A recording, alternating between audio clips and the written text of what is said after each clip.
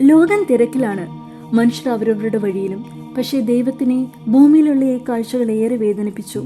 ഇതാണ് അനുസരണത്തിന്റെയും വിശ്വാസത്തിന്റെയും കഥ, നോഹയുടെ പെട്ടകത്തിന്റെ കഥ. ലോകം ദുഷ്ടത കൊണ്ട് നിറഞ്ഞപ്പോൾ, മനുഷ്യരുടെ ഹൃദയങ്ങളിൽ സ്നേഹത്തിന് പകരം അഹങ്കാരം നിറഞ്ഞപ്പോൾ ദൈവം ഏറെ ദുഃഖിച്ചു. പക്ഷേ ആ ഇരുട്ടിനുള്ളിൽ ഒരു പ്രകാശമുണ്ടായിരുന്നു. അവന്റെ പേരാണ് നോഹ. ദൈവത്തിന് ഇഷ്ടമായ മനുഷ്യൻ, നീതിമാൻ, വിശ്വാസി.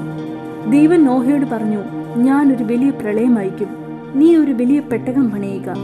നിന്റെ കുടുംബത്തെയും ഓരോ ജീവജാലത്തെയും അതിന്റെ ഒരു ജോഡിയും അതിൽ പ്രവേശിപ്പിക്കുക. നോഹ ചോദ്യം ചെയ്യാതെ അതുപോലെ അനുസരിച്ചു. നോഹ പെട്ടകം പണിയുന്നത് കണ്ട് ലോകം ചിരിച്ചു, അവനെ ഭ്രാന്തൻ എന്ന് വിളിച്ചു. പക്ഷേ നോഹ പണിതുകൊണ്ടിരുന്നു. കാരണം അവൻ മനുഷ്യനേക്കാൾ ദൈവത്തെ കൂടുതൽ വിശ്വസിച്ചു. പണി പൂർത്തിയായി സിംഹങ്ങളും ആനകളും പക്ഷികളും നോഹയുടെ കുടുംബവും ദൈവത്തിന്റെ വിളി കേട്ട് പെട്ടകത്തിലേക്ക് പ്രവേശിച്ചു. വാതിലടഞ്ഞു മഴ തുടങ്ങി. ലോകം മുഴുവൻ വെള്ളത്തിനടിയിലായി. അനേക ദിവസങ്ങൾക്ക് ശേഷം മഴ നിന്നു.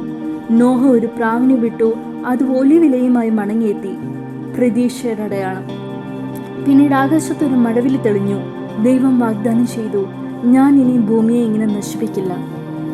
നോഹയുടെ കഥ നമ്മളെ പഠിപ്പിക്കുന്ന ഇതാണ്: ലോകം മുഴുവൻ എതിർത്താലും ദൈവത്തിന്റെ വഴിയിൽ നടക്കുക. വിശ്വാസം ചിലപ്പോൾ പരിഹാസങ്ങൾ നേടിത്തരാം, പക്ഷെ അവസാനം വിശ്വാസം തന്നെയാണ് രക്ഷ.